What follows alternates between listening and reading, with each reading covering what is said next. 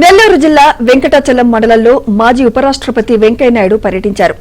స్వగ్రామాలైన చోటపాళెం, శ్రీరామపురం గ్రామాల్లోని రామాలయాల్లో జరిగిన రాములోరి కళ్యాణ మహోత్సవాలకు కుటుంబ సభ్యులతో కలిసి హాజరయ్యారు. శ్రీరామచంద్రుడు అక్రమాలు, అసమానతలు లేని ఆదర్శ పాలన అందించారని వెంకయ్యనాయుడు అన్నారు. ప్రస్తుత పాలకులు శ్రీరాముణ్ణి ఆదర్శంగా తీసుకుని సుపరిపాలన అందివ్వాలని సూచించారు.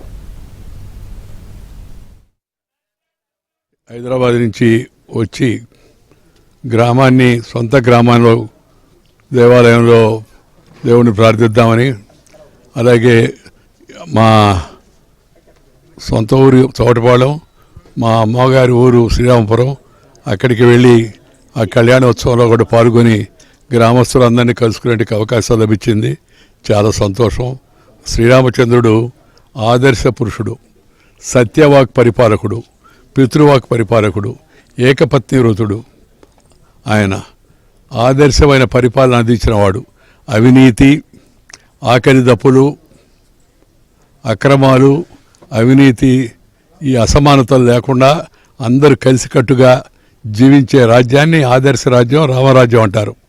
ఇవాళ ఉన్న పాలకులు, ఇక్కడ ఉన్నవాళ్ళు కానీ కేంద్రంలో ఉన్నవాళ్ళు కానీ శ్రీరామచంద్రుడిని ఆదర్శంగా తీసుకోవాలి, ఆదర్శ పరిపాలన అందించాలి.